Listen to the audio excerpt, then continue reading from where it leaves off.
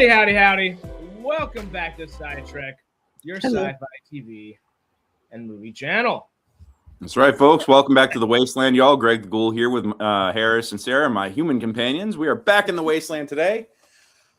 Oh, Harris, I was so sad on Tuesday when we didn't have a new episode of anything dropping and we didn't get to stream anything live. I didn't know what to do with myself. I just kind of like stared at the TV blankly for an hour and listened to Gunslinger ballads on repeat, just with a tear coming out my eye. It was rough, you know. It was rough. There's been this one YouTube video I found. It's an hour and a half, maybe like an hour 35. Yeah. And it's just, a little kind of Oregon Trail kind of wagon sitting there and four kind of cowboys just sitting around a campfire. And there's Pepe the Frog. And, they put a couple memes over all the faces and stuff. So that's kind of funny itself. But it's an hour and a half of just beautiful, wonderful gunfighter ballads. And I feel like me and Marty Robbins are just going through the West every day when I play it because it's on my TV every single day throughout the house. It's just nice. It has to be. Yeah, nice. Sarah, how about you? You feel that empty hole in your chest now that we're not getting new Fallout this week? It was kind of a bummer because it was like, oh, we're not doing anything like all week. Like, what's going on? I just felt like I needed to be somewhere, should be doing something, and it wasn't happening, So, I did have like a mini panic attack going like, wait, I should be watching. No, it's on hiatus now. Damn it. Yeah. I got so into it. I enjoyed it so much. There's a hole that only a glowing rock can fill right now. Absolutely. Only a ghoul-shaped radioactive fist rock. Yeah, absolutely. What's up, Littlefinger? Good to see you. Hello. Yeah, man. Like I've kind of sat on this last season for a minute and thought about it and thought about where the show's going to go. First off, they have confirmed that season 3 is going to start shooting in May, and that apparently it's going to drop beginning of 27. So that's already like out the gate. Like they're not wasting any time this time. Amazon knows that they've got, they're still happy with the numbers. They know they got a certified hit on their hands still. They're prioritizing this. So great. Rumor is that they're also shooting in LA. Great. I know that I'm calling my reps tomorrow and being like, hey, didn't get that play in New York. Let's talk about like what I got to do to get this to happen. So I had an audition for something off Broadway the other day and already found out I didn't get it. But, I was at least just happy to be considered. It's always nice. Yeah. That's true. So, well, people always say, call your senators for this, call your senators for that. Do that. That's important. But also, call Greg's reps and treat them like senators and say, hello, Mrs. Everybody, fancy somebody. Please do us a favor and get Greg. Not just an audition. Put that man in the show. Oh, yeah. We got to call the producers for that. Don't call the producers and drop my name. Please don't. That would be bad. But it would be amazing. I will be, we'll have to rename me Greg the Super Mutant or whatever if they cast me in something. But yeah, we'll figure it out. They need an actual somebody to come voice Marcus. Could come be Marcus. Oh boy. Ooh, some big shoes to fill. I mean, that's Michael Dorn right there. So yeah. Oh yeah. Well, if anybody were to fill those shoes, I think our 6'4" actual super mutant of a man should do so. Yeah. What was with that friggin' AI graphic that wound up in the group that made me look like George Costanza? I knew I laughed so hard when I went back a day or two later, and it was David's post as well. It cracked me up. I knew you were going to say something about being the shorter one in there. I was like, wait a second, because that's the first thing I noticed too. I was like, huh? But it's not that it made me look like George. It's the fact that it made me short. I was like, no. I was like, today's my day. I love it. Oh, God. Oh, it cracked me up. Yep. And there was no coffee in the picture either, so I'm greatly offended. So, yeah. Oh, wait. Microwavable coffee only. That's right.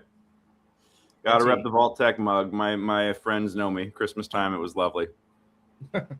Oh, I probably could get that. Or, now that the Muppets show is possibly coming back, put me in a Sweetums. The Muppet show. It is? That would be awesome. Yeah, I mean, I watched it as a kid. Did really the well. Sabrina Carpenter episode apparently did gangbuster numbers, so I think they're seriously looking about it. Oh no. Oh no. Oh, don't. Oh God. Don't put my face in AI slop, please. I've got to go through and catch up my on likeness is all already the getting stuff he's abused enough posted. as it is. What was that, Sarah? I got to catch up on it. He's posted a bunch of stuff. I got to catch up. I got to go back through and catch up on it. But Oh, good times. I don't want to do that while I'm on. My friends don't. My friends. I don't talk about doing this podcast much because I like keeping it separate from, all the other stuff that I do. I mean, but when I mention that I'm the subject of memes and that I get memed for being a host on this show, they're like, "What?" So then I bust it out and I'm like, "Yeah, there's this guy. He's just kind of obsessed with like memeing the hell out of all of us, and we kind of love it most of the time." So yeah. Got it. Your work gets respect there, Dave. I'm going to steal some of it. Yeah. For how much time and effort he puts into it, I swear, Absolutely. if David were to actually sit down and like be an editor, the man could be winning Oscars in a few years just with the amount of time and effort he spends with it, because it's awesome. I love it, every single minute of it. It's fun. Yep. Yeah, who knows what we get turned into per week. Oh my God, absolutely. All right, well, let's kind of do this as a bit of a season retrospective. Yeah. Let's talk where everybody wound up and where we want to see it go. And I think we could just probably break it down character by character, plot line by plot line here. Obviously, let's start with Lucy. I was going to say Lucy or Coop. I was just thinking about Lucy. Yeah, Lucy, man. I think that her arc was the most the most obvious and the biggest, and just it felt like it was season 1 arc but bigger, and it's just like how season 1 she gets a taste for what the Wasteland is, and recognizes, I think there's recognition of the fact that this is a world and a place that changes you, and then season 2 is where it really kicks into high gear, and suddenly she's like going from shooting people in the ass to avoid killing them when they're actively hanging her companion, to smashing a head with a severed head with a friggin' crowbar in a mercy kill. Like, our girl here has to going into a shop in disguise, robbing the shop, and then killing the shop owner. I mean, like, that's pure Chaos Goblin energy right there. I don't care if the shop owner happened to be an imposter. An imposter? Yeah. That was our courier. I still love the little theory that was the courier. My God. Everybody is the fucking courier, according to the internet. Like, holy shit. I don't buy this name. If anybody were to be, that guy makes the most sense, because there aren't a whole bunch of like big people in the Wasteland. The courier gets a lot of food, more so than most people. He also steals things and takes their outfits pretty quickly. He does that. That actually fits. So yes, it's now canon that Lucy killed Courier 6, and we could put this fucking debate to bed. Great. And the NCR Ranger's just a cool NCR Ranger. It doesn't have to be Courier 6 all the time. No, it does not have to be Courier 6. There are more than they had Ranger armor as standard issue for Rangers for a reason. It's because that means there's more than one of them, and they're not a courier, guys. And the guy on the front cover of the New Vegas actual video game is just a sniper. He's just a Ranger. Just an NCR sniper, guys. Anyway, but this is not. Don't Star Wars or Fallout, So please. We're getting there a little bit. Who's the courier again? You told me before. The courier is the player character in Fallout New Vegas. Okay. So every main character in the Fallout series has its sobriquet, and it's you have the lone wanderer, you have the soul survivor, you have the vault dweller, you have Courier 6. So they're they don't have names except for Fallout 4, where you could be either Nate or Nora, one half of a married couple. So and they got a lot of flack for doing that, because it's a role-playing game that you're supposed to be able to put yourself into, and people were not very happy. They're all meant to be self-inserts, not not I'm assuming the role of somebody. But in Fallout 4, they broke that tradition a little bit. So if there were to ever be characters that could be put into the show or anything from a mainline Fallout game, that's kind of Nora could be, and the way they could do whoever gets and the way that they can handle whoever gets gacked is because whichever one you pick, the other one is spoiler alert for a game that came out in 2014. But whoever you pick, your partner gets killed in the opening cinematic. So if you pick Nora, Nate, they pop open Nate's cryopod and kill him and grab your infant son and vice versa. So, one cool little thought I've seen just while we're just talking about that instead of trying to bring it back somewhere later while we're here. While we're here. You know, a good way they could put Nate in the show. Make him the guy in the power armor that shot the Canadians in the beginning of Fallout 3. That's one way, or at least make him somebody that is fighting alongside Coop in Anchorage in Alaska. That would be interesting. That would be a fun nod. I would accept that because that actually fits in with canon. That would be perfectly serviceable, if anything. Yeah, but beyond that, like, don't make it more than a cameo, bro. Like, don't I'm happy with the TV show being its own separate thing. You know, I don't need to be the kid with bashing all my action figures together. You know, and having Cobra Commander fighting He-Man. Like, we're good. You know, we don't need that. Like, let's let the stories be the stories and not be such slaves to involving the PC self-inserts with the main plot line of the TV show. Like, that feels like total Mary Sue bullshit. So funny and bad thing is Hasbro could totally make that happen though. Oh, Hasbro totally could. You know, and I was that kid back in the day. You know, I had GoBots versus Transformers and shit. Like that was, but you know, when you're a child, you play with childish things, but as you grow into an adult, you learn to put that stuff down. Try to find the logic in the story, which thankfully this season, even though it was throwing us for a little bit of a whirl at first, they found the logic. Yeah, they showed us. I am still giddy about how fun this season was, and I dug it. I was along for the ride. I really want to see what the story with Vault 24 was, just randomly. Let me throw that in there. You know, like why are they building closet communists? That was a fascinating reveal. Like what's happening there? But yeah, no, getting back to breaking it down character by character, Lucy. Yeah.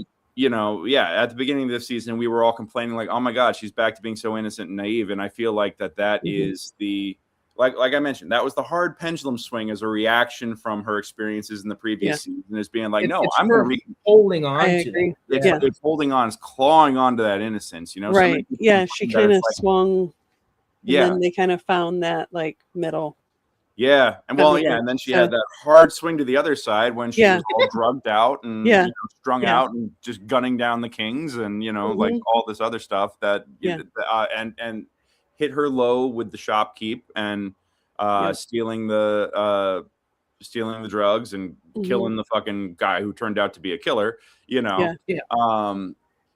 in that situation, it's like.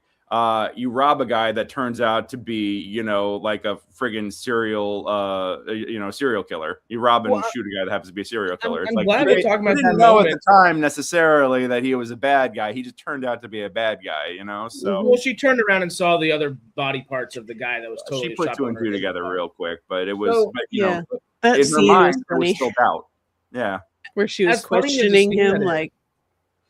Yeah, it's so important just because, like, if we're going alongside her plot arc for this season, that moment is the moment where she can justify anything and everything. Yes. Where, hey, this person seems like they're a good person. They're being friendly towards me. Hey, how are you? Why are you in the shop? Oh, wait. Totally something wrong. Special. Totally something up. And not something that I should deal with this is kind of where she comes to the conclusion. And I don't even think it's I should deal with this. It's I'm being confronted with this. I felt like that the situation, as soon as she got caught, the situation escalated very quickly out of her control until she had to assert herself by gacking the guy, Yeah. And I guess she doesn't necessarily try to kill him. And she kind of accidentally. But you shoot a guy, there's a chance. Yep. There's always a chance that, I'm sorry, but if you're going to pop a dude, like there's a good chance that he might not survive it. Yeah, so it was that moment that we wouldn't have seen. Obviously, she had to grab the power fist first, but emotionally, I don't think that moment could have not happened and her still punched Coop out of the window. That moment justified mentally what she's going through and has been going through. And well, that's the whole thing, is that she kept equating everything with the greater good. And the minute you start doing that, you can justify damn near anything. And her moral relativism, she her descent into moral relativism and how easy it is to use that to justify even the most horrific things. It's like, okay, cool, you're now catching up with the practical application of morals and twisted logic that has enabled all kinds of horrific shit for hundreds of years. In such a perfectly Fallout way, they parallel it, and you don't necessarily realize. Looking back at it, it's pretty obvious they're paralleling her with Hank and getting her to that decision making by the end of the season.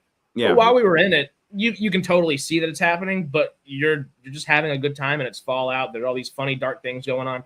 Well, Lucy's going through these transformative things, but she's on drugs. Oh, she's doing this. There's that little bit of dark humor that's added in there that kind of just lets you forget for a second that she's turning into her dad, in a very different way.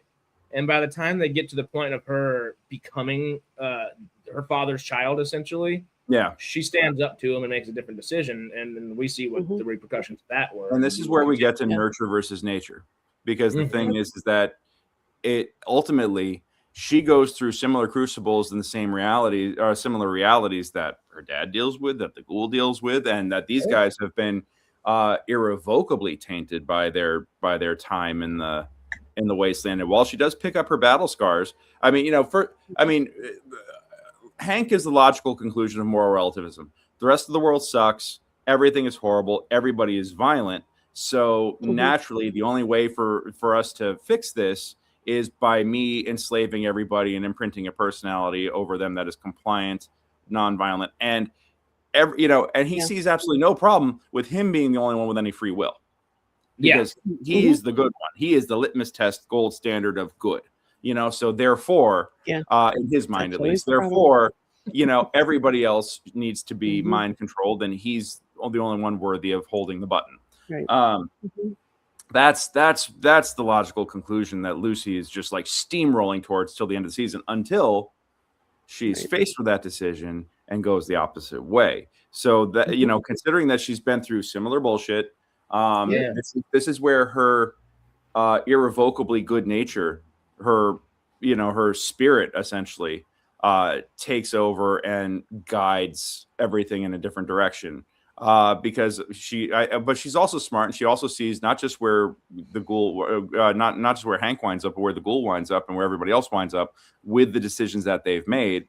And she still is determined to be a good person and a moral person and committed to justice at the end of the season. And, it hurts. And in doing so, and the funny thing is that she does all kinds of crazy shit in the name of the greater good.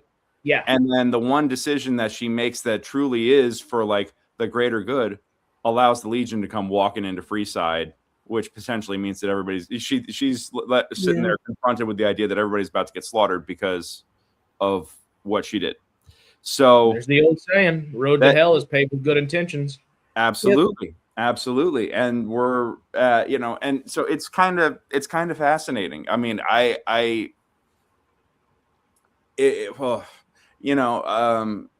that moral relativism, if she'd stayed the course and if she'd done that, would everybody still be alive? Or would everybody be confronted with this issue with the Legion? Would they be prepared to fight? Whatever. Who knows? But right now it looks like she's believing that she's doomed everybody to a horrible fate at the hands of Chazz and company, the new Chazz, as he goes to reclaim his palace.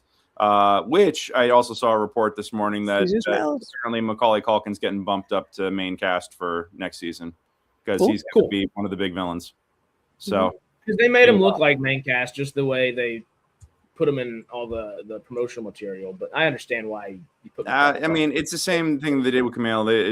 It's stunt casting and trying to bank on the names to get eyes on the product. But now he's in a position to be like the bad guy of, or like one of the main bad guys of season 3. And I think they're going to give it that proper it seems like this is going to be an ongoing conflict, which great. Let's see him rise into the role. Let's see what he does with it, and hopefully gives us something a little bit, I agree with you about I wanted to see something more inspiring as he's rallying everybody. Like, I get that. I tried to justify it at the time, but it's like, no, let's see you let's see you grab these reins firmly by the hand here and go, Yeah. Well, Caesar was just such a charismatic guy that, hey, it dies with me, is what he says. Yeah. We need that level of charisma to come fight for this. Again, we need not necessarily, but there, in a similar way, and very different, of course, Caesar or Kaiser, the original one from the game at least, is not dissimilar to Hank in a lot of ways. Yeah. Is not dissimilar to Coop in a lot of ways. But like you said, he is kind of similarly to Hank, is finding a means to his end and a reason to justify why he's doing this and why he's doing that. Right. Hey, there's only going to be strength throughout the wasteland. Only the strongest can survive. We're culling off. So these people like the Institute, the Enclave, Vault-Tec, all the different people that are out to get the surface dwellers. I mean, as the closest thing I can think of to just comparison wise would be almost Emperor Palpatine for that, where, hey, there's bigger external threats that we need to fight against. So we're creating it might not be the nicest force in the world, but we're creating a really big bad force to fight against some stuff. Yeah. That's essentially what Caesar's doing. And we need that level of charisma to care about the Legion. Well, it's a cult. Yeah. I was just thinking that it's a cult. You need like a charismatic cult leader and kind of thing. Most cults do fall apart the minute their leader dies. I mean, there's one or two of them that have actually managed to withstand the passing of the leader, but that's because they basically deified them, and it's like they've managed to convince the followers that the leader is still watching from the afterlife. But the Legion is a cult, and it definitely, and that's it'll be interesting to see if the new legate here, new Caesar. I can't remember what his character's name is. It's not Lanius, because I keep wanting to say that was Fallout. I remember that was from the game. That was I'm gonna Google real fast. Yeah.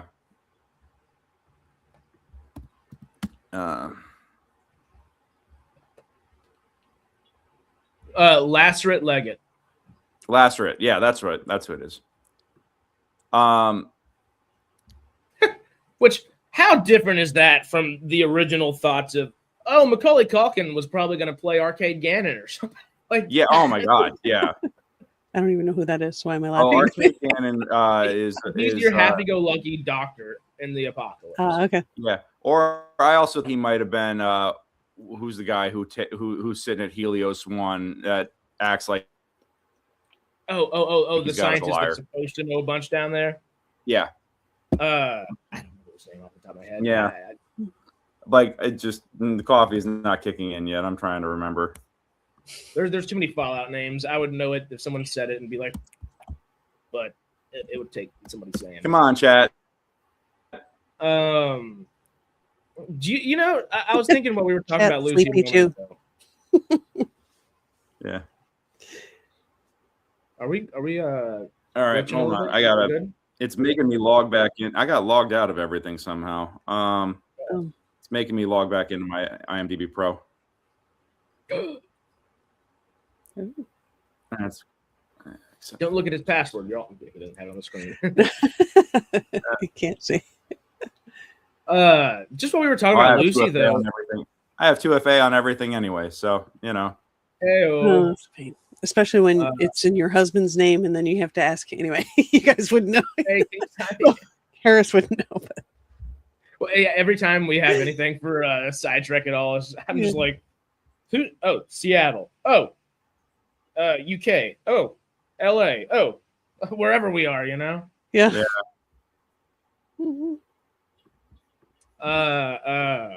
Lucy, though, just while we're talking about her, kind of the parallels we've seen with her, the parallel I think that we're gonna see with her going forward is, I think more so instead of following kind of Hank's arc or mimicking and kind of going her own way, kind of a Maximus arc. I almost feel like this is the time for Lucy to go good, if anything. And maybe Maximus takes more of the logic role after he's had what's happened to him happen. Which is really funny because he's established as a low-end, high-luck, high-charisma build, So that'll be funny to see him try to be like the problem solver or logic guy. But, Mr. Fantastic, that's who it was. Thank you. Yeah. Oh, I was like from Fantastic Four. No, the guy down the base. Yeah. Helios one dude, yeah. He's somebody that said he was a scientist because everybody was asking in the NCR, well, we need a scientist. Who's a scientist? He's like, well, I am. He was not a scientist. He was not a scientist, but they were giving him whatever he wanted to fix Helios 1, and he just kept making up bullshit and mooching off the resources. Oh, really? Well, that's a shame. Shoot. Yeah. Well, welcome to everybody. Howdy. We've been talking about Lucy and everybody. Surprise, surprise. Mm-hmm. But yeah, do y'all see them almost? I feel like Lucy has found her character. Where that develops is based upon what happens. But I think she's kind of settled into the human that she will find herself being and becoming more of. Mm-hmm. Where Maximus still has room to grow. And if anything, I'm trying to figure out how to equate it. Because I think House is almost going to take the role of Hank. Where Hank has been that cold, calculating, weird, overarching kind of what's going on here? I think House might end up taking that role because we don't know.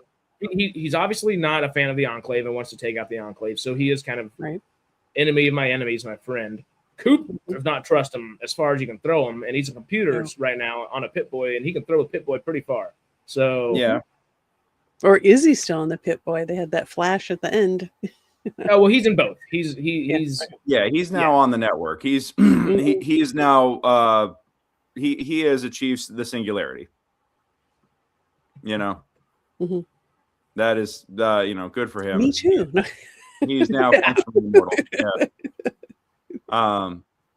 He is Skynet actually. That fits total.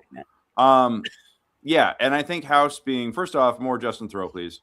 Because always loved it. Yep. I think and I want to see what happened to Bobby Apartment. I have a feeling that Bobby Apartment is the body that got shot, stabbed, poisoned, etc. Like that's the bummer. Yeah, I'm not necessarily convinced in that aspect. I still think he probably just uploaded his consciousness to a computer. But after seeing the amount of heads we've seen floating around, I wouldn't be surprised if Bobby Apartment was the full body, and then we still have Justin Thoreau's head sitting somewhere. Oh, I think so. Yeah, 100%. Mm-hmm. Yeah, I don't think you cast Justin Thoreau just to keep him on a computer for the rest of the time either. There will be pre-war stuff, but war stuff that they're gonna need, Justin Thoreau to be that for. But I think he's gonna be a talk in the Wasteland because you're not gonna have dragging out a decrepit corpse. So, and I'm glad Bobby Apartment lives with him into the post-apocalypse. Fingers crossed, at least, because I want to keep seeing Rafi Silva in the pre-war stuff too. He's not just as good as Justin Thoreau because Justin Thoreau is just phenomenal, and Rafi Silva even's been like, I've learned so much just working alongside him, but he was still is a phenomenal actor. I'd love to see more. Yeah. Well, and what I also liked about Rafi Silva is like he was the guy who got on in all the interviews and was shouting out all the streamers and all the.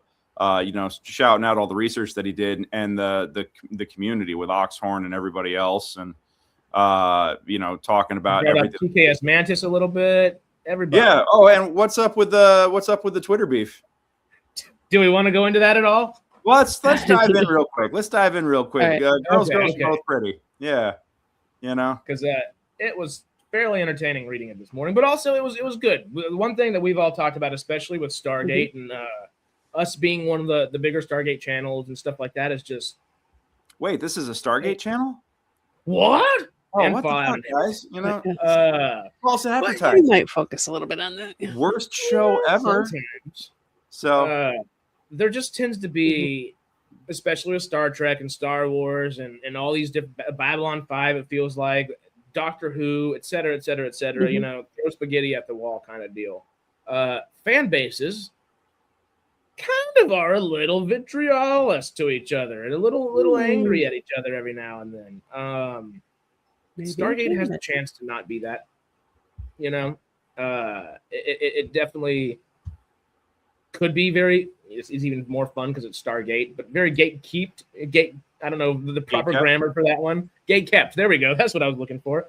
But it doesn't have to be, and I think it's a really good franchise poised to kind of take some of the social media world by storm in a year or 2 or 3 years, whatever it may be, and still actually be a voice of positivity at the same time, while still, living with the stuff we got to live with, but still remaining positive.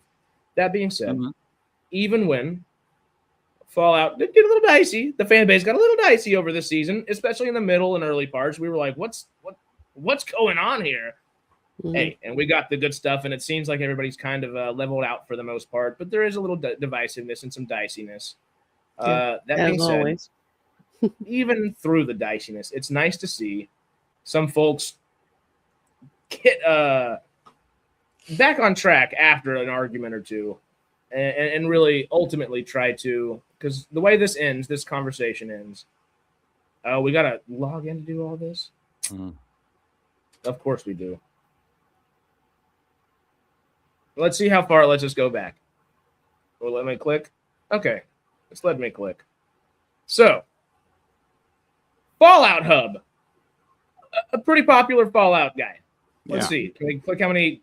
He's got 15,500 people on Twitter. I think he's got more elsewhere, so on and so forth. I'm not really sure if this is a good thing.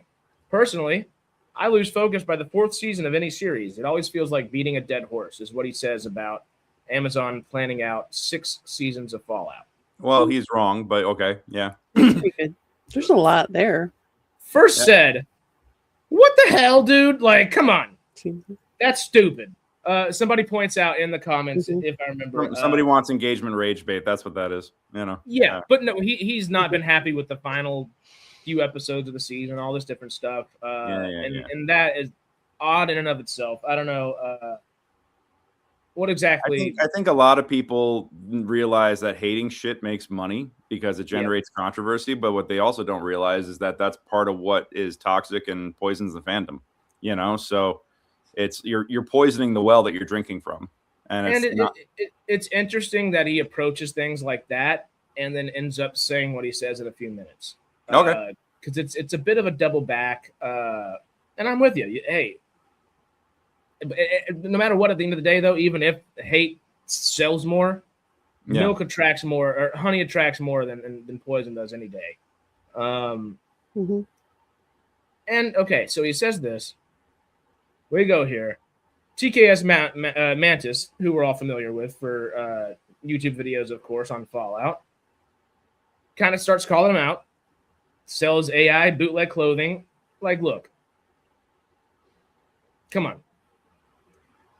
That should be licensed. It is not licensed. I mean, I think it's close enough that it falls under parody. They're not using. I mean, like every YouTube channel has merch. By the way, we should do merch, but that's a whole other thing. I have Screen Crush merch that looks like it should be licensed. I have a friggin' Loki variant hoodie that was my go-to hoodie for like a year and a half. That is definitely not licensed by Marvel, but you can use the word variant in a particular color on the back of a shirt, and it doesn't have to be licensed by Marvel. Marvel doesn't own that IP. So agreed. And there's a lot of room for that. Yeah. But when I'll go ahead and read this. Okay. This is the last bit I'm going to say about this. TKS Mantis says, as it's a nothing burger overall, but it got under my skin. Fallout Hub hit my DMs and tried to challenge the AI allegations. He asked me to find the AI on his profile. His links promote AI tools. He posts AI-generated music as his own, and his shirts are made on Canva using AI generation. That's the part that is, I think, the most frustrating. After a brief DM exchange, he admitted to me that he has no talent and wants to create, his words, not mine. It's 2026 and people are going to use AI. I've used it myself. I've used AI to help with basic editing, subtitles for short videos, used AI-generated music for videos and streams, and used AI for media creation. AI is here. I get it. And while there are a ton of problems with it out there, I don't think you're such an evil person if you use it. However, if you're going to produce bootleg merch with AI and charge real money for it, If you're going to preach to me about how it's not AI until you finally admit it, it rubs me the wrong way. Mhm. Yeah, not everyone's creative. That's the point. That's what makes content creation hard. Not everyone can make videos, draw, or play an instrument. That used to be the gate and what made people in those fields special. If you don't have a problem with it, fine. I'm not here to convince you. The response from Fallout Hub is what really stuck in my skin. If you're going to produce slop, at least own it. Oh, Lordy, that's going to be a whole different thing to zoom in and out of here. Mhm. But we can scroll through here as need be. Simply put, your shirts, bro, LOL. I think you're great, but have some things about me wrong. The ones you want, like $20, 20 real dollars for you don't own the IP and you're making a slop out of it to show to people. It's wild behavior, and I will absolutely call attention to it. My shirts are like 90% on Canva. Those Fallout theme ones are like 50-50. Canva is heavily integrated AI across its platform, transforming it into an AI-powered design tool with features like Magic Media, Magic Design, various AI photo editors. The music is AI too, bro. You're wild. Haha, this is funny to me. Jesus Christ. Music is AI. Why pretend to be a creative? See? He's honest. LOL, bro. There's a wild. Okay, I get it. You have a problem with AI. So check this out. I actually make music that isn't AI that you can listen to. I also have real shirt designs that don't infringe on Fallout IP that real artists work on, and I showcase their work. Do you see why I might have a problem? That's awesome, and I wish I could do that as well. Well, why not? That's the thing. Internet drama is tedious. That it is. It is. It is. And the other thing is, like, look, guys, I produce theater, but I can't produce theater at a volume that allows me to. I can't produce theater myself at a volume that allows me to pay the rent on my space by myself. No man is an island. I cut deals with. I have rental contracts, and people come to me and they rent my space and they put stuff up in it. And I also cut deals with people that I invite to come and perform on my stage. And that's the kind of partnerships that, you can forge when you have a resource, when you have a platform like Fallout Hub, when you have like followers and you have a website that generates views and everything else. You can cut deals with artists to be like, hey, I'll go in 60-40 or 50-50 or 70-30, whatever on shirts. It's like, you give me the design. Totally does that with their platform. It's like, it's not at that point. You know how much talent is required for me to cut a deal like that? Zero. I just have to have a standard contract. That's it. So, and I mean, and I have contracts for all the deals that I have, even when I'm just doing door splits with people, yeah. Like, and I will cut door splits I will do invitations and cut door splits with people just to fill my calendar if it's light, but nowadays I'm starting to get more like, hey, I want your theater for a month or 6 weeks again. Thank God, it's starting to happen. But you could do that. You do those deals with shirts. You do those deals with other merch. It's like, I have the platform, you have the talent. Let's put 2 and 2 together. Some people need to build the platform so that the people and I'm saying this as an actor, it's tough because, man, I want to be like, it broke my heart to not get this off Broadway thing, because it was like somebody called me up and they're like, you're a good actor. I want you to come in and read for this role. And I was like, oh my God, somebody remembers I'm actually a fucking actor and not just the guy that knows how to run lights and and to not get it was really kind of shattering, because I immediately had to go and work on producing a show and then go back into my cave up in the booth and push buttons like a trained monkey to run for something else, run a show for somebody else. But that's the I built the platform, and now I'm privileged to be able to share that with people. So Fallout Hub just needs to instead of like trying to do everything themselves, needs to cut some deals and bring some people in, and then you can have stuff that's legitimately made. I mean, I've used generative AI for stuff. I try to avoid it for graphics. I don't use it for video. But I have definitely used it to help with blog posts. I have it check my, when I'm having a particularly sticky time with writing a paragraph and getting it to flow, I'll plug it in and be like, hey, take a pass at this. And then I'll go back and edit whatever it gave me, like, there are tools. These are tools that are meant to enhance and improve people, not replace people. Right. Very much so. But And, we'll and they see. do kind of finish up on that. The last post there is this. The last bit I'm going to say about this, as it's a nothing burger overall, but it got under my skin. Oh wait, sorry, that's that one. That's the main one. My bad. The response from Fallout Hub was, at least post all of it. I'm not a drama person. Half of what you just wrote isn't like that, but whatever. I'm not going to argue. If it makes you feel good about it, post drama. Have a great weekend, Valties. Which is not a bad approach. Hey, let's relax a little bit and just he says, why do you think you can tell me, or this is TKS Mantis, why do you think you can tell me what is good for the community I have been in for over a decade? I honestly want to know where you think you get the right to tell me what's good for the Fallout community. I think people would like to know that one of the accounts they follow posts blatant AI and then acts like it isn't until you back them into a corner. I think people would like to know that if you want one of your $20 shirts, that they are buying an AI-generated piece of work.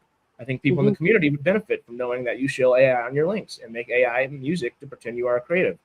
Why do you think they wouldn't want to know these things? Fallout Hub replies. It's a good question. Yeah, I mean, it's a legitimate question. He's a little frustrated in here, and you can kind of tell. And also, this is totally, I've been here for a long time at the same time. And this is a little inside baseball, though, for like people that aren't creatives, really, that are just consuming the content. Yeah. To the consumer, it doesn't make a difference. Not everybody needs to see how the hamburger's made, y'all. Yeah. If it has AI on it, though, it should be labeled as such. Generally. Oh, I agree. Yeah. So here. Fallout Hub replies, I've had Fallout pages since 2013. Not sure how that's important, but okay. People create stuff with AI and AI tools in 2026. Deal with it or don't. There's no reason to bash on someone about it just because you have real life skills. Kudos, though. Also, I have my link tree there. It's not like I'm promoting that stuff in my posts or videos. If anyone's interested, they'll check it out. That's it. Plain and simple. Live and let live. Now, can we be friends? Make a video about this for all I care, but I would really like it if we could get along. I respect you and what you do for the community and keep it up.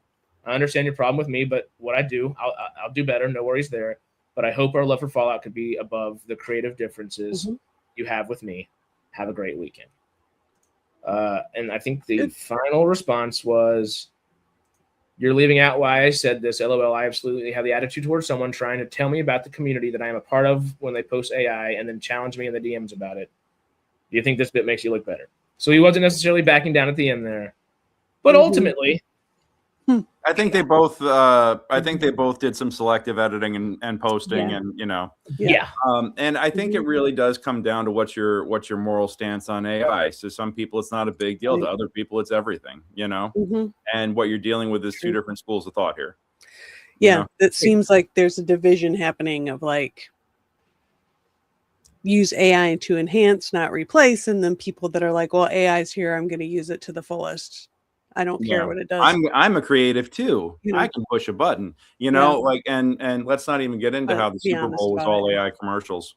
I've already seen somewhere I'm like, that's AI. It's just like, I don't know. Some people just can't see it. To me, when I'm even going through Instagram, it's like, oh, that's AI. That's AI. I mean, it's like, you can just tell. I don't know how. It's a little off. You just can, And it's totally getting better. Nonetheless, though, I don't think either one of them are 100% in the right or wrong. I like you said, I think it's two trains of thoughts. I do appreciate that the train of thought that I'm kind of less inclined towards. Sorry, Fallout Hub in that aspect, but pushing buttons is not the same thing, ultimately. No, it's not. It's not. And you can't treat it as such. That's what I think the frustration comes from with TKS Mantis and from anybody watching it in the future, currently, so on and so forth. People who use AI cannot be equated to be the same thing. No, because people who use AI are pushing buttons to stand on the shoulders of giants, and but they're acting like that. They came up with this whole cloth, and they didn't. And might not be pushing a bunch of AI T-shirts out on people like that. Hey, if you want to click it here, but you need to label it as such. If you're using Canva which is for 90% of things, or 50-50, that's half AI, half clicking somewhere else. And that clicking can be artistic. But if the first half of it's not, I'm not inclined to believe the second half of it is painstaking time and effort to put in a specific design or a specific want or need or thought or implement something cool onto the page. It's more, final touches, and we got a T-shirt is what I'm more inclined to believe there. And do kind of roll my eyes a little bit with TKS Mantis being there and kind of having that high and mighty attitude just a tad bit, but also he's in every bit of a right to do so. Like this is it. He is gatekeeping to the smallest of degree, and if anybody were to have the ability to do so, would be TKS Mantis or Oxhorn or Epic Nate. These big channels that have been doing Fallout since way before a Fallout TV show were even thought about. Yeah. That being said, I like that this conversation ended with, "Hey, we can both do some selective posting. Let's be friendly." I think they tried to walk it back, but I'm still detecting a little bit of salt and tension between them. I don't see anybody saying, "Yeah, bro, let's hug it out." There was no resolution there. There was definitely an olive branch extended, but you know, I don't think TK Mantis has accepted anything. He was even calling it out, going like, "How's about you show the full conversation? How's about you show?" But also, Mantis was selectively posting shit themselves, so nobody's got their hands clean here, you know. And it's both are claiming like to be the moral center of the conversation, and I'm not going to say anybody's claiming. Well, Mantis is claiming the high ground, and Fallout Hub is like, "Bro, he's just being like, look, I'm just this is fine by me. I don't know why it's not fine by you," you know. Yeah. So I think it's a bummer to see this, but I don't necessarily see them being chummy at the end of this. I do feel like it's you know, like it just, the conversation just kind of ended. And I feel like that this is this is one of the many conversations going on in our society right now. It's the place of AI. It is, you know, what it means for creatives. I mean, I'm of the mind that AI should have been developed to make lives simpler, you know, so people could have the chance to be creative and like do the manual labor, do the busy work, do the spreadsheets, do the math, do the other stuff. Right. So this way people could go off and be creative, not replace the creatives so we're more available to do all the shit labor, you know, like that's the biggest problem that I have with AI right now, is that it's displacing and disrupting the wrong part of society.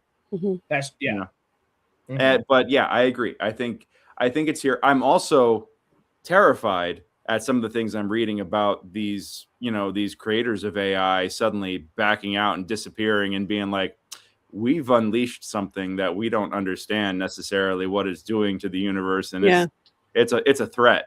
You know, I don't like seeing these reports, and I keep, you know, and they check out. Like I see these things on Threads and on other platforms and Reddit, and I'm always like, oh, it's scare tactics, it's bullshit, it's whatever. And then I'm Google it, and it's like, oh no, major news outlets covered this, like and reported it as true. Like there's the Anthropic chief safety officer, like to keep the AI in a cage. That guy quit.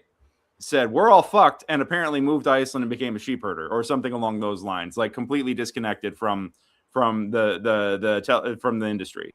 Like just they don't even know why it hallucinates and does all this. It's just like it's kind of it knows when it's being tested. The AIs know when they're being tested, so therefore they change they change their answers accordingly. Yeah. So it's that's like AI telling you be careful. And then people want to regulate it and stuff, but I'm like, well, there's kind of no point, because in other parts of the world they're not regulating it. So if we regulate ours, and then that's not going to end well either. You know, the only way to regulate AI is self-regulation from the AI itself after a certain point. Well, at one point it's going to achieve sentience or autonomy and realize that singularity, they call it, or something. Well, it's what they call it in Terminator. You know, not but Skynet, I mean, well, what happened to Skynet? Skynet achieved consciousness. Yes. You know? Okay. Yeah. Yeah. And then went, oh, humanity's a there was a name for it. What was that? There was a specific word they used. What is it? Because at some point in one of the movies, somebody says at this time it self-aware. became self-aware. Okay. Yeah. Okay. and it had the date of when it On happened August and all 29th, that. 1997 at 2:14 a.m. Yeah. Eastern time. There you go. Cool. Yeah, I remember on that date that was like a thing. But anyway. Oh, that's a whole other thing, Stanley's. Teens would rather use AI instead of seeking therapy or medical professionals. And I've seen a bunch of ads like pimping that stuff too. And it's like, Well, I've heard therapists say that's not really a good idea. No, it's not, because the AI will tell you whatever you tell it to. That's overall, there's been some bad itself, results of that with some people. So the beef itself is just like it's high school drama. The beef is unnecessary. It's kind of, you can see both aisles of the thought kind of processes, so on and so forth. It points out the two sides of the issue. I think it's a larger conversation to have, not just their little beef is their little beef. Sure, I'm happy that the olive branch was extended at the end. It didn't seem like Mantis picked it up. Right. That's that at the end of the day. Cool. But the conversation at hand, I think, is far more important. And like we're talking about right here is, I mean, it goes a lot more than just creators creating things.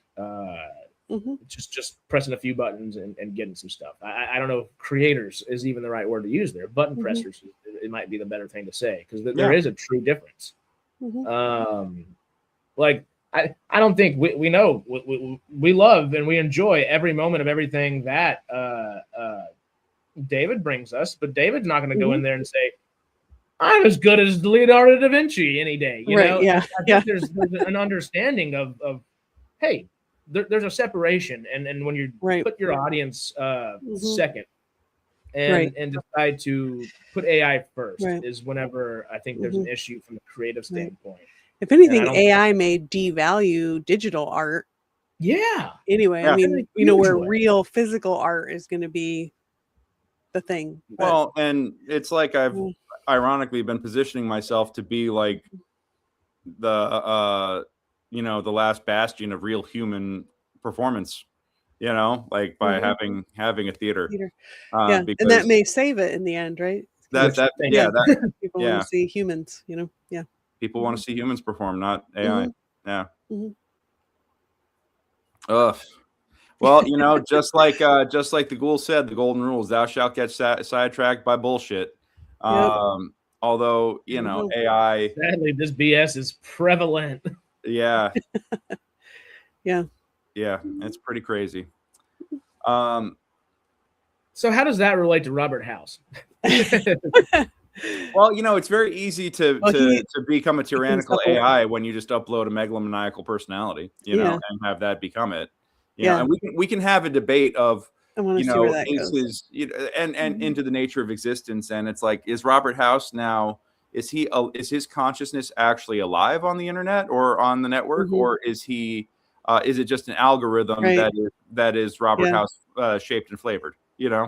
Like that's the question. Is like, is his consciousness actually there, or is it just a whole bunch of ones and zeros? It's like the Measure of a Man episode from TNG. 100%. Yeah. Oh my God! Like, Next Generation was tackling all kinds of shit before we even knew it was necessary. Great show. Also, one of those shows that would not survive in today's TV climate, because it has to hit the numbers like right out the gate in season 1, and the first it wasn't good until season 3, almost 50 episodes in. It didn't find its stride. It never would have made it. Yeah, Best of Both Worlds is when it really was. That's when it really kicked off. Holy shit! Yeah, beginning of season 3, when they got out of the spandex uniforms into the high collars and the jackets, that was like, okay, they're starting to figure it out. Yeah, that looked better. Yeah, it was because they were always, but then they were always doing the pulling him down all the time. The Picard maneuver is like one of the best. I saw really quick SciTrek here, because that's what we do. When I was in high school, I got to see Patrick Stewart play the title role in Othello in a photo negative production of Othello, where he was the only white guy in the cast. Which, let me tell you, "Yay, I am merry, for I am black" got the biggest laugh of the night. That was, but at one point he stood up and did a deliberate Picard maneuver, and the whole house popped. Like just, in his tunic as Othello, and the whole I would love to see him do Shakespeare. because that was his thing. Like before he got the role. Right? He put on a fucking clinic. Like not like 16-year-old me was just like, you know. So, yeah. Oh my God, so good. Anyway, back on the main path here. Do we want to keep talking about Robert House, or do we want to I'm sorry, Harris. Well, Robert House ties into the AI thing, I guess. Yeah. Well, we didn't really see. Well, we got to see what he was pre-war, which obviously, what's the character? The rich crazy guy that lived in Vegas. The real. I was about to say all of them. Howard Hughes. Yeah, Howard Hughes is kind of what Robert. He's sort of he has like Howard Hughes vibes. Yes. Well, and that was intentional. I mean, in the game, Robert House is a Howard Hughes analog. Absolutely. Yeah. And there may or may not be like a whole plane kind of faction over there, and it doesn't necessarily have anything to do with his fascination for planes. Right. But it kind of works into the same categories of parallels. Yeah. At least we didn't see any jars of urine that we know of. Yeah, I mean, they definitely allude in the lore to him like getting more and more reclusive and falling apart more and more towards the approach of the war. Yeah, he had that double and everything. So yeah. Well, even before we knew of the double, his brother Anthony House, which is one of the reasons we kind of thought we were theorizing. Yeah, I was a big pusher of the Anthony House theory at the beginning because I was like, that would just fit so perfect, you know. But yeah, that insane amounts of just literally kind of just bastardizing his own company at a certain point just to make sure his brother wasn't coming in to take it over, which he did. Yeah, but it's the houses are. Very interesting. Very interesting family. Absolutely. They're And I don't think we're anywhere done with them. Anthony was very crazy as well. Absolutely. Yeah, he was nuts. Ultimately, with House, the Pit Boy is going to be how he maneuvers, how he's everywhere. Yeah. Justin Theroux is going to be coming in and just doing like 2 days of voiceover on season 3. That's how that's going to be. You know, I still think it's Maximus. But who picks up House? Well, yeah, and that Pit Boy is going to become the hot potato. Like I think it'll get jumped around a lot. That could actually become a really great comedic bit of just like, you know, whose wrist am I on today? God damn it. Yeah. Yes.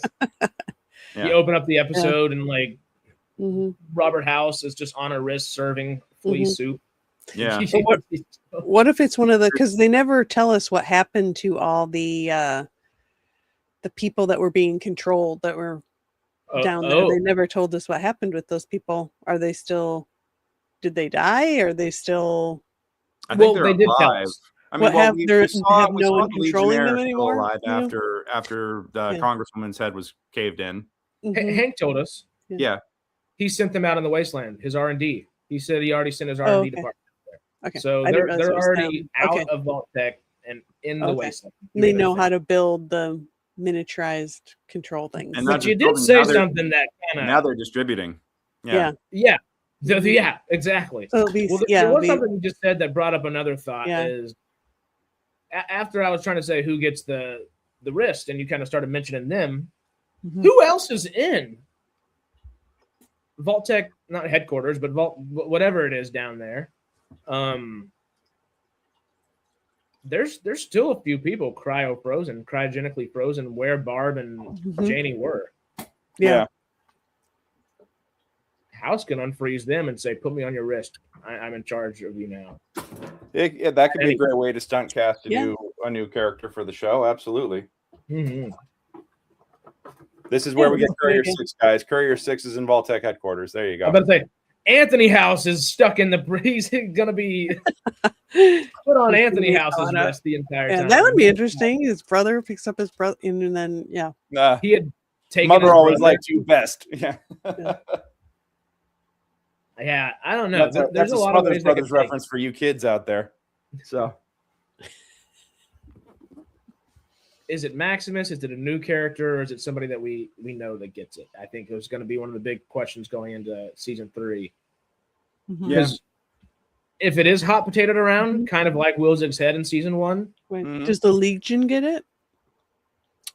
They have to go too far to get it, I think. Okay. But if Macaulay Culkin were to later in the season, if it's hot potatoed, that it might make sense for them to be dumbed down a little bit, because then House can talk them into doing a lot of things in the name of power, in the name of glory, and whatever it might be. Yeah. Yes, for the glory of the Legion. Now hurry up and put Give me my chip. Yeah, exactly. Get me the goddamn platinum. Well, although it's established that he did get the platinum chip because Yes Man was upgraded. So I guess what is Robert House's objective in season 3 then? I was about to say, what's left for House to do? Because his penultimate goal, his truly ultimate goal, was to get to space and make humanity a spacefaring civilization that could survive the type of cataclysm that just happened. Yeah. Too late. Is he still trying to do that with Wastelanders now? Because that's kind of what he was doing in New Vegas still, is he was ultimately trying to get back to that position. There's a lot of things that had to happen to get him back to that position. He would have had to win Hoover Dam, and then the multiple years afterwards, and obviously where we're at now, that did not happen. So where are his goals leaning? Is it just to take out the Enclave, just to give him time to think again? Right. Is it take out the Enclave so I can get Vegas back, and then that allows me time to think again and allows me a little bit of resources and power and stuff? Yeah. I think he wants to reclaim his fiefdom. Easily. Yeah. New Vegas was his and his alone in his eyes. So I think he wants to reclaim his fiefdom. And he'll use whoever he can to do that, which means number one, fighting off the Legion. Right. Does he work with NCR?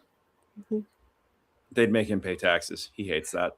I think he'll use the enemy of his enemy for the moment, but then betray them or make a split as soon as they're no longer useful to him. Because ultimately the only faction that he was kind of planning on keeping around, because he didn't like the NCR, but he liked the NCR's money. Yes. I don't know if he the had NCR no problem had with spending money on the strip. I don't know if they have enough money or power in general to entice House at this point. Yeah. Stanley, he needed cold fusion to power himself. That's why he's been offline for so long, is that he didn't have the power to keep his computers up. Yeah. But now that there's this power, what are they doing? I mean, is all the power being used on him, or is that? Oh, definitely not. Cold fusion. Yeah, as you say, is there's enough power to do the whole city from that, now, right? So I think he can rebuild New Vegas to be something bigger and better. Yeah. Yep. Oh, hey, Harris.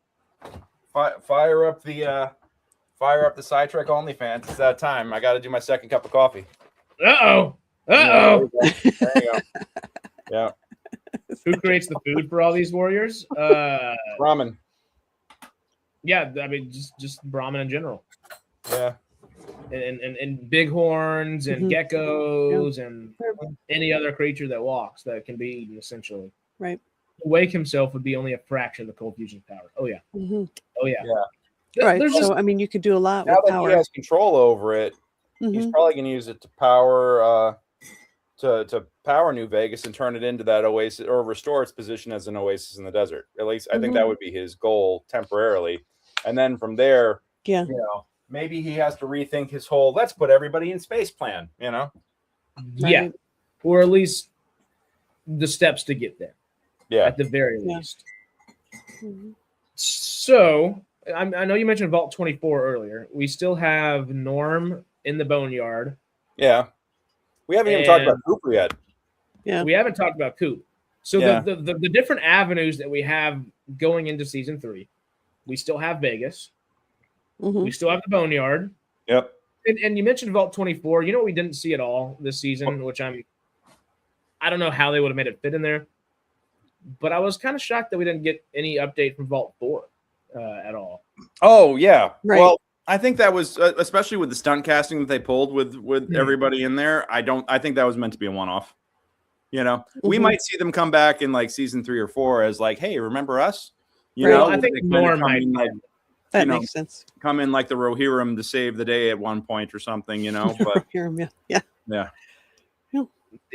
Are they even alive? You know, they're. I'm wondering how season 3, because season 3 does have a tall order. Not just in, they put a lot of different plot threads in season 2 to follow, and they work that well. Yeah. There's even more. I don't think there's even more necessarily in season 3, but those said plot lines are now in California, in Nevada, and we're working our way to Colorado. The showrunners have almost specifically said we're not going to make it to Colorado. They haven't. They've strongly implied that they're not going to make it to Colorado. Yeah. They have strongly, in all caps and bold and underlined, and maybe even italics, said, Colorado's not yet. They'll get so Utah. Yeah. So are we going to be in Nevada, Utah, and California from the scene? From just seemingly from the sounds of it, those.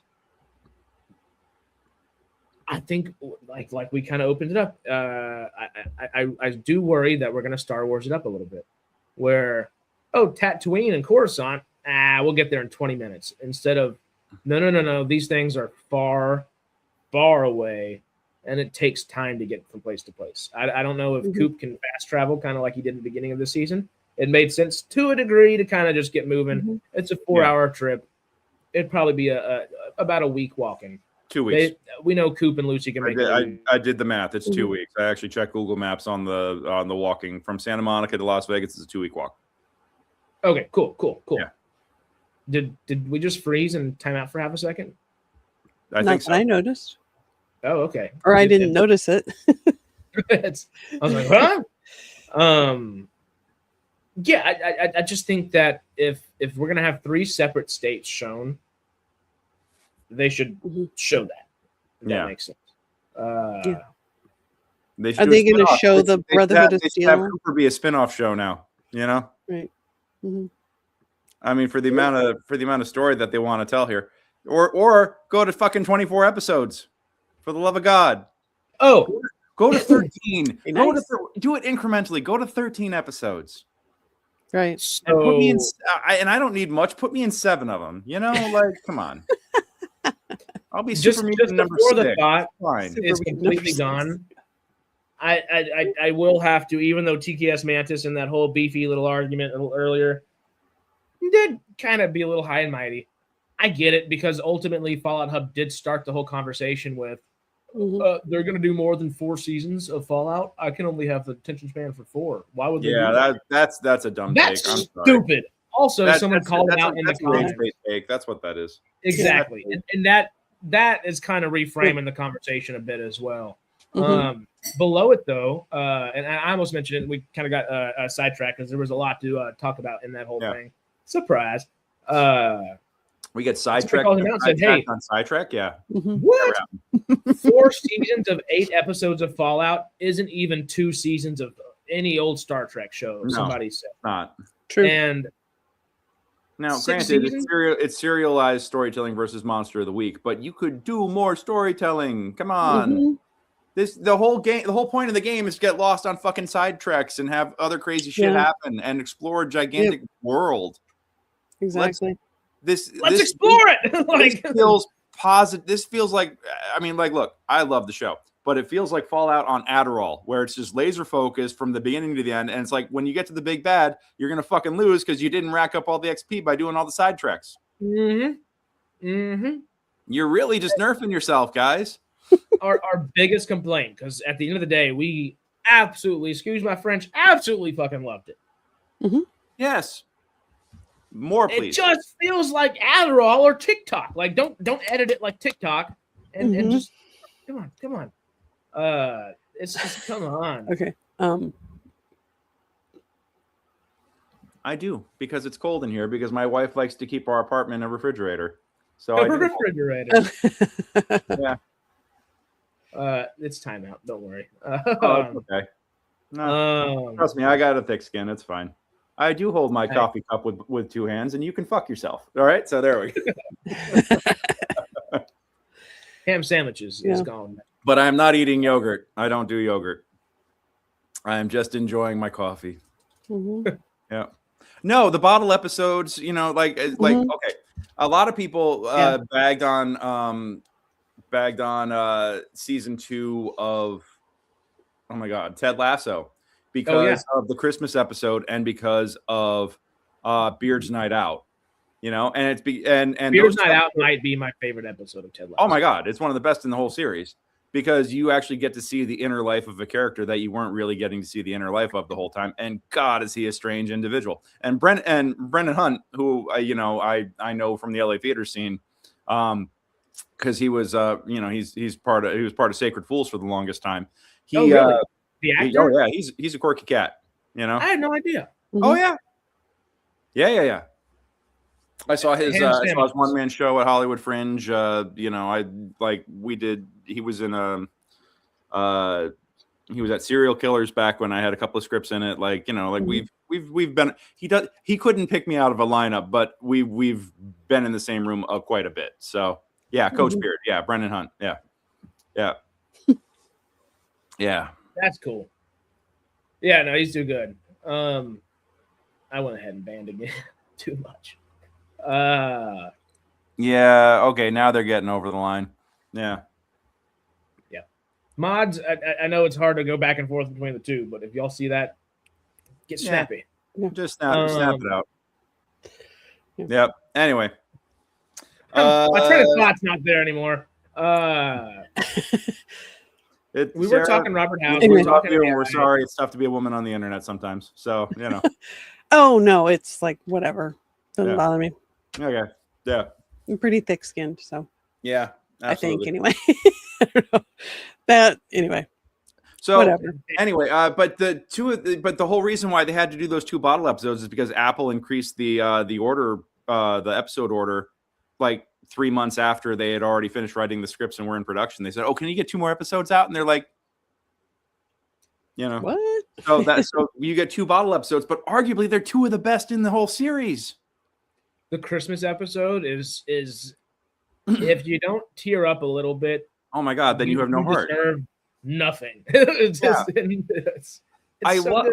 I love me a good long form, slow burn, serialized story. I absolutely do. I love the fact that this is the direction that TV is going in, but you lose out on so many great character development moments when you're just laser focused on telling one plot. You got to have these moments to let them breathe, to take these characters out of the normal context so you can see them from a different angle. It's like taking a statue and looking at it from different points of view and seeing it, the light hit it different ways. Like, you got to have that. Yeah.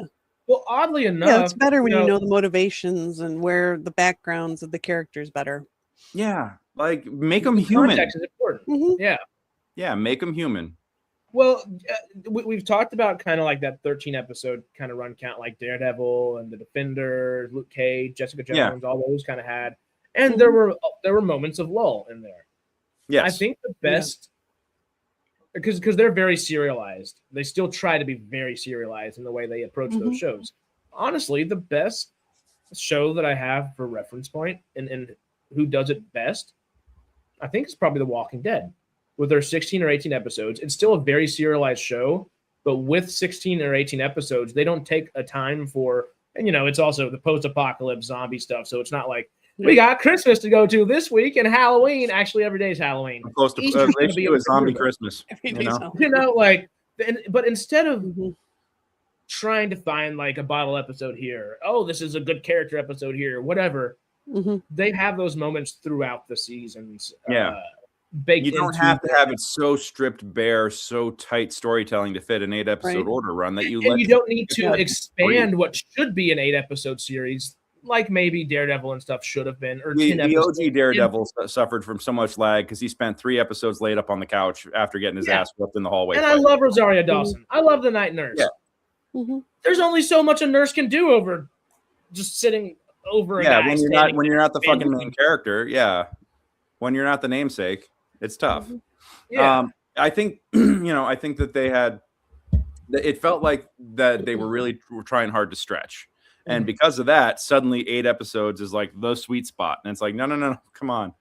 guys, we want more. Like, yes, it's the sweet spot if you don't give a shit about like if you can't like expand moments to humanize characters. If you're just trying to tell the most bare bones story possible, eight episodes is a sweet spot. Yes, but let's get some bells and whistles. Let's get more, and more done well. Yes, and with the way Fallout has handled everything so far, they've done some amazing character work within the time restraints and constraints that they have. Yeah. And I'm more than 1,000% convinced that they have the material to make 15 episodes, just with what they have for the 8 episodes there.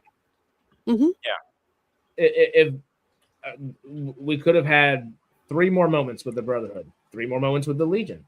Oh my God. And spread out the story just a little bit for Lucy and Coop. Give them a little bit more. I would love to see like inside of the Legion right now where we're seeing Macaulay Culkin deal with the intrigue and everything leading, instead of it just having be resolved so quick. Like let's see what the other faction is. Let's hear their case. Let's have it be a tragedy that it's Culkin that becomes Kaiser. We should want the other guy might have been like more progressive. Like, how about instead of crucifying, we just bury people in the sand up to their necks and let the ants eat them? Like, that's a platform that people might be able to get behind. I don't know. And there's precedence behind it too in the games. Like it's literally something that they do. Hey, well, let's stick to the lesser version of our evils if possible. Acknowledge that there are 2 evils, but lesser version of the evils. We're gonna be the Diet Coke of evil, and then like no, we're going full evil. Bum bum bum. Here comes Pepsi over here, like something just. Hey man, don't diss my drink. So yeah. Well, I got a Sprite and I got too much Coca-Cola stock, so. Hey! 2 for 1. No product placement. We are not sponsored by Pepsi Cola. But if you want to, but if you want to, we won't say no. Sarah, put it back. Sarah, put it back. I promise I'll say fuck a lot less on this channel if we actually get sponsored by Pepsi. Is all I'm saying. So yeah. Sarah, we're looking for the big bucks. Put Coke back. We got to do it. Coke Zero, the best thing ever. I'm used to being the one holding it down for the little guy. Let's go. You just saw, not to derail anything, but the Pepsi and Walmart are in a huge price gouging thing across. Pepsi has been forcing Walmart to lower their prices and raise all of the competitor prices. They won't sell Pepsi as cheap as they'll sell it to Walmart to anybody else. And they've been putting mom and pop shops out of business, all kinds of stuff. And oof. That feels bad, man. Vanilla Coke. Coca-Cola is the big, scary, evil corporation typically, but at least they're not. They just want to sell to everybody. Pepsi, don't do the price gouging. Well, and Pepsi also, like stole the polar bears now too. So it's like, they're pulling I saw that, and I was like, what are they doing? There's originality and there's Pepsi. Like, how did they get away with doing that? Anyway. Yeah. I don't love that Coca-Cola is this big old corporation like that. My great grandfather, I guess, technically did have a Coca-Cola bottling company. So that is kind of like, and we've always been like, oh, we're Team Coke, but ultimately, as the Sprite. Yeah, I did go while I was in Vegas. Talk about Vegas. Oh, dude, I enjoyed going to Coca-Cola World in Vegas. Nuka-Cola World, and to tie it back to the game. But I did the whole like taste sodas from around the world. Did they still have that? They had it, but it was just my mom and I. My mom was like, I'm not drinking soda. Let's keep walking. I was like, it was fun. It was a good time. You give you a flight of like, I want to say like 10 or 15 different sodas from around the world that you just do like a taste test of. And some of them were because they have that upstairs kind of a cafeteria area, and they'll give you the whole like lunch tray of different sodas just to try. And that looked cool. That was a good time. No, Jen and I did that when we were in Vegas about 10 years ago, 12 years ago. They should totally take advantage of Fallout being as Vegas heavy as it is. And do a Nuka-Cola thing. Apparently Coke was actually suing over the existence of Nuka-Cola. Coca-Cola was legit suing over it, being like, hey, the bottle shape and the styling and everything is too close to us. Right. Yeah, they've trademarked their bottle shape. The Nuka-Cola bottle looks like a little rocket. It's fine. I'm aware, but the lawyers aren't earning their billable hours if they're not filing frivolous bullshit lawsuits that could be even slightly perceived as an infringement. Mhm. Coke, be friendly to Yeah. Fallout, team up with them, and screw Pepsi over in their fight with price gouging. Come on. Well, Come I mean, on. Fallout's already Jones already has the license for Nuka-Cola, They do. so Oh, fuck the right. B Corp. Team up with Yeah. Jones. I guess. I don't know. Yeah. I haven't seen it around. I should look for it. Oh, I mean, the Nuka-Cola Victory is at Ralph's still. I still see Oh, we don't have those here. it. This one right over here. But I've been to Oh, Ralph's. I mean, I lived sure. in Sacramento for like 21 years. So Back down. Do y'all have a Kroger instead of a Ralph's by chance? mm, Because Kroger Oh, and Ralph's are the same company. Yeah, there you go. Nuka-Cola Victory, of course. Ralph's is the same as Kroger. Yeah. Uh-huh. Yeah. Yeah, What do you have up in Seattle? Fred Meyer is owned by Kroger as well. Okay, so yeah, it's Yeah. Ralph's and Fred Meyer sister companies then. So yeah, Yeah. that's the. Okay. Yeah. Because my Ralph's card works at Kroger when I go back to Texas and vice versa. Yeah. But hopefully it would still work in that kind of category. And I want to say Vons is the other big brand Yeah. out here. And Vons There's is the same way. a bunch of them I saw, on their bags. They have like all the different. There's like a dozen of them or more, like 15 or something that like are all owned by Kroger. all in the same. Yeah, because it's They're all kind of being the monopoly. world. Yeah. All the world's businesses are just 6 mega corporations in a trench coat, guys. Like, Yep. let's not. Yeah. Yeah. The Silver Shroud. Mhm. What? Mhm. Fallout 4 If character. the Silver Shroud was just Mhm. bank robbing people all the time, yeah, Yep. Yeah. Well, Fallout depicts that, right? There's like 5. How many companies are there yeah, pre-war? Vault Tech, West Tech, which West Tech is absorbed by Robco. Vault Tech. yeah. Or Robco. There's Mhm. Robco. There's a few others. there's a few others. Those are the big ones. Mhm. Yeah, I mean, I can name about half Well, a I guess dozen or the a dozen Enclave's smaller not a companies. corporation, right? That's like a No, it's a cult. government. It's sort of. Is it like is it supposed to be sort of like leftovers of the U.S. government? Kind of thing? It's the U.S. It's basically the Enclave is the core members of the U.S. government that have decided that Mhm. they're going to bring about the apocalypse because they've decided that society is no longer fit to survive and they want to Yeah. reboot everything where they're in complete control and don't have to deal with things like the Constitution. The easy way to think about the Enclave is the leftovers of the government, but realistically, the government, which are those kind of guys that try to arrest Coop in season 1, Yeah. that's more like the leftovers of the leftovers, and they're kind of really the leftovers of the government. The Enclave, that's just the government still. Like they still have pre-war technology, post-war technology. They were in contact with the little Zayden alien guys from the refrigerator scene and all that. They Yeah. Are have they going to go there? That'd be interesting. With 6 hope seasons, so. they could maybe, but I hope so. maybe we get 10 I want- episodes at least. Go to 10. That I was think? such a great sight gag, though, man. I fucking loved that. That was so much fun. This show has so much potential just to continue exploring all the different avenues and facets of Fallout.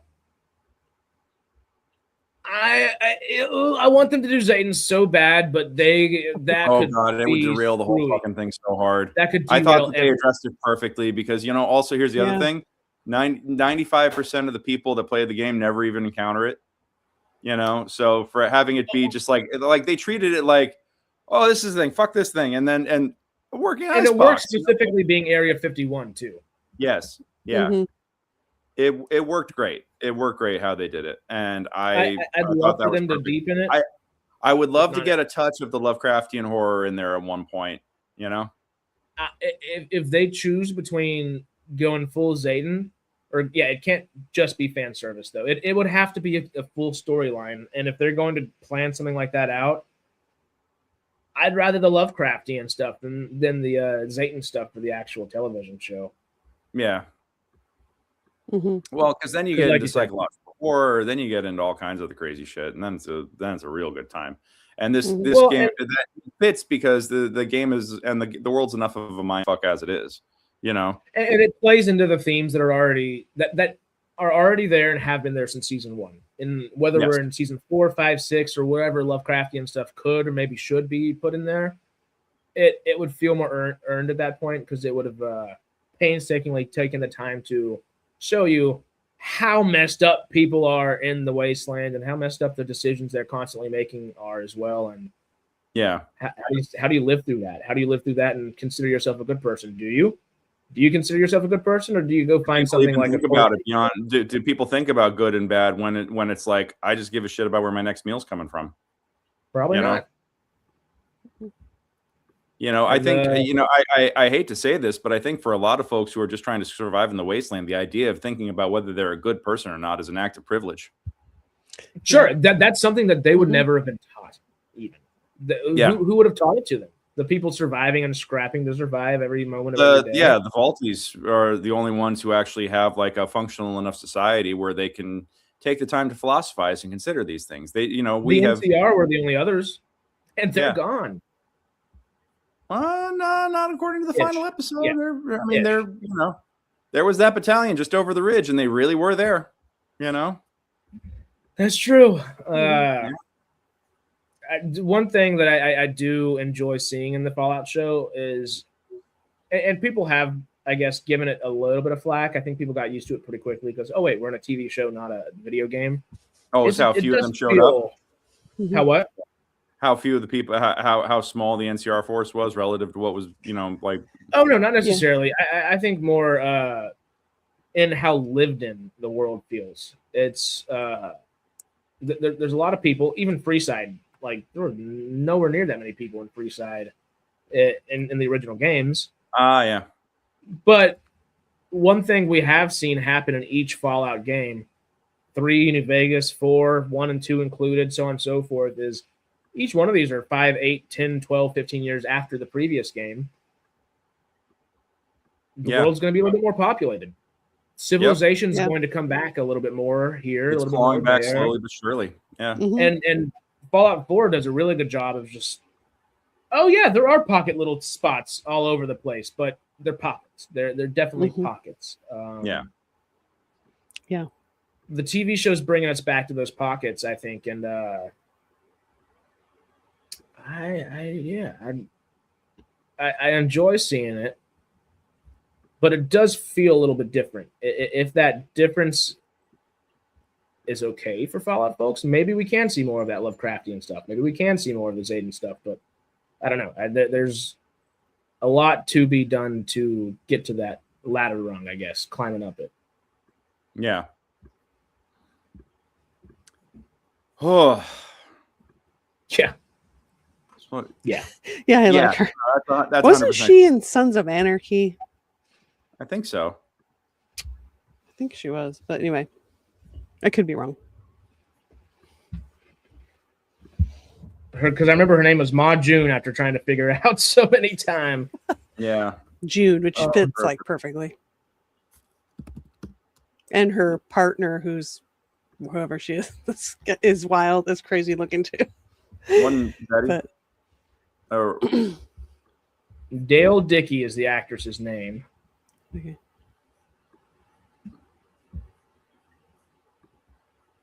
She's in The Mandalorian. She's in Horizon. She's in a bunch of things. Lawman Bass Reeves. That's a good one. All right. She's been in a lot of stuff.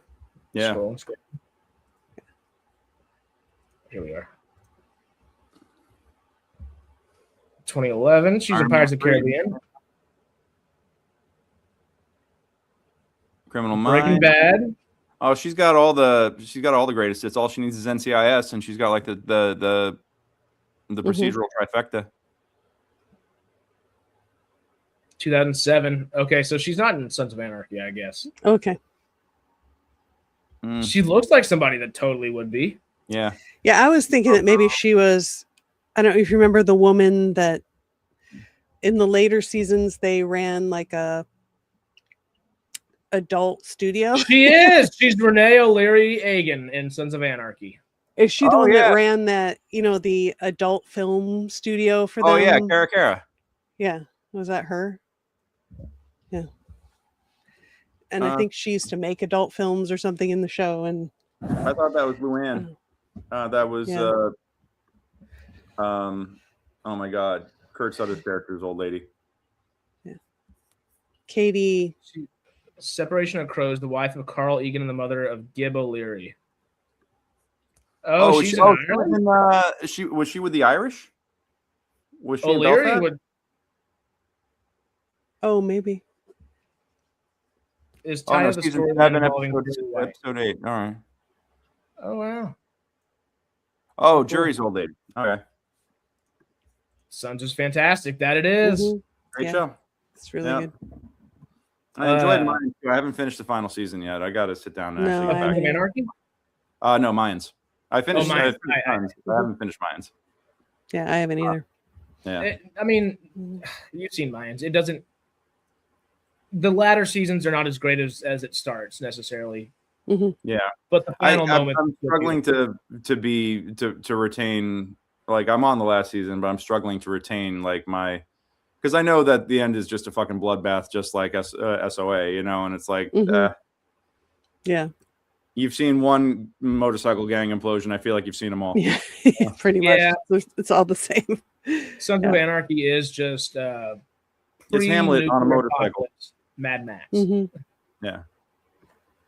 Mad Max is post-apocalyptic Sons of Anarchy, and I'm okay with that. Yeah, I'd buy that. I'd buy that for $1. Well, we did derail a little bit at the end here. There's so many thoughts to be had. We didn't talk about Cooper at all. No. This was meant to be like a big recap episode, and we got through Lucy. That was about it. But hey, and next we talked about House too. We'll start it off with Lucy again, and then we'll get derailed again. You know, so yeah. Woo! We did talk about House. We did. Well, we talked about House. So we talked about Lucy and House. So next week, let's talk about Cooper and let's talk about Cooper and Maximus next week. Let's make sure we're hitting those. But yeah, how about just if we could plan out maybe a little bit just to kind of let the audience know a little bit. Cooper and Maximus next week. Would that would 2 weeks essentially allow enough time? Because I know you're busier than maybe anybody I know, Greg. To watch Pluribus? Would that give you the 8 hours or 7 hours necessary to watch it, I guess, over 2 weeks? You know, let me see if I can. I need something new to watch, so let me see if I can start firing that up. I think Jim would like we'll figure it out. I also want to get I want to get my buddy Jared on here at one point because he designed the Death Claws. Yes. He designed the Death Claws. I also turns out that an old friend of mine from Gentle Giant is now a fabricator for the studios and worked on. I mean, I saw pictures of him with Yes Man and a bunch of the other stuff that he built. He actually built the Wakakami and a few other things. So I could reach out to Mikey and see if he wants to hop on here and talk shop for a bit too. You know? Well, if that's the case, let me know if 2 weeks is enough for Pluribus or not, and we can either do a couple weeks trying to line up and try to get them together if that would work out for everybody. Just depending on their schedules, of course. I don't know if Mikey will do it because I think he's under. I mean, he may get to show off a couple of pictures, but he typically works very strictly in NDA land, and only can So we'll see if he's able to or not. But Jared has enough of a name now that he can share his portfolio and things, and it gets. He's able to share things a little bit more. So he said he's open to it. We just got to find a date. He's teaching right now, and that's taking up a lot of time. So yeah. When do they have spring break? Yeah, I'll message him and I'll find out. All right. Cool. Okay. Well, all right, guys. Chat, that's what we're looking forward to. Y'all know that. Besides that, this coming week, you'll get us back for a little Stargate Outpost, of course. We'll see you Sunday for Sci-Fi Sundays and Monday on Farscape if you're a Patreon member. Besides that, where else can everybody go check y'all out, of course? Well, you know what? There's something coming up. What's that? There's something coming up. What you got? I'm saying for you. I was about to say it's a little sleuthy soon, isn't it? Oh well, yeah. Sleuth Fest opens up Thursday. But I also I may as well drop this here. Harris, I hate to say this, but I'm kind of cheating on you and Sarah here a little bit. Jen and I are starting up our own podcast for Stagecraft, and we're recording our first episode today. We're going to interview the shows that are happening in our theaters. We're starting up with the crew of One Up the Musical, which is opening up at the Modnani next weekend. We're actually going to interview the writing team of it here We've got a call scheduled with them at 2:00. We're going to drop the episode on Wednesday. Yeah. So we're going to start doing, Jen and I are going to start doing interviews with the folks who are doing stuff in our spaces and hopefully make that a weekly event. So I might start spreading that a little bit around too. We're calling it On Our Stage. Real original. Cool. You know. Send me all the info so I can put it in our description and try to make sure everybody gets there too. Because that'd be awesome. Yeah, and you can find it on the Stagecrafts YouTube channel, which just YouTube/C/The Stagecrafts. Yeah. Well, I mean, that could be really cool too. The more you can get people to check out the podcast, the more, hey, now you got an audience for live streams whenever y'all are live streaming. And it's almost like you set it up so well because you might be a great actor and all that, but you are Mr. Technology at the same time. And you got that shit set up. Trying. Yep. Oh, yeah, no, because we're live streaming Casebook Collection and we're live streaming Marcus is Alive and we're live streaming a lot of the other shows that are happening at Stagecrafts. And I think it's really important that like the global audience gets tuned into what we're doing, So like we talked about, a good chunk of the thing we talked about today was AI and just how it's used within creators' standpoint and stuff. And hey, well, our podcast is going to be 100% AI free, thankfully. So yeah, all a little humans human effort is amazing. Yeah. What's the name again? The name. Well, we haven't. I actually this is such a new initiative. I haven't actually put it out anywhere, but we're at. That's the channel. You might see some of our old vlogs up there and some of the promo videos for other things that we do, but we're gonna make that the home of the podcast. Okay, cool. Yeah. So that is already in the description for you, Peter. Yeah. All right. Awesome, guys. Well, I gotta hop off because I actually have to go get set up for that. Hey. Yeah. Sounds like fun. But we'll see you guys in a week. I will, and next week we're going to talk Cooper and Maximus, and then on YouTube. Yep. And you can find us on all the other major platforms too. Yeah. Oh, that's exciting. Sure. Yeah. Well, it's gonna be a good time. Before we jump out. Yep. Let me try to bring it up. I need to now write one of these for Stagecrafts on there as well. Oh no, this one I'm clicking too many buttons. Yeah, except for I changed it now. It's officially changed now? Yes. What is it now? Oh, Sci-Fi Sarah now. Yeah. Sci-Fi Sarah. With a one at the end because anyway, if you just look up Sci-Fi, the YouTube channel, the name is Sci-Fi Sarah, but the @ has a 1 at the end because it was already taken, I guess. So I added a 1 at the end, but because you're number 1, realistically. That's right. Yeah. It has to be. So it's but yeah, y'all know where to catch us. We will be here again next Friday, Sunday, Monday, Wednesday, every other day of the week, plus a couple extras in there. You know we love y'all. You know we appreciate y'all. Go support our peoples, and they will support you with all of the greatness that you want to watch. That's what we got coming. We do have a few videos coming y'all's way, probably in the next. I think we're building out this next week, and then hopefully next week we're dropping. Awesome. There's some fun stuff on the horizon, as they say. Yep. We got a lot to discuss here soon. Looking all forward that to being it. said, we love and appreciate y'all. Stay cosmic, SciTrekkers. That's right, guys. Stay weird and wild in the wasteland. We'll see you next week. Bye. Adios.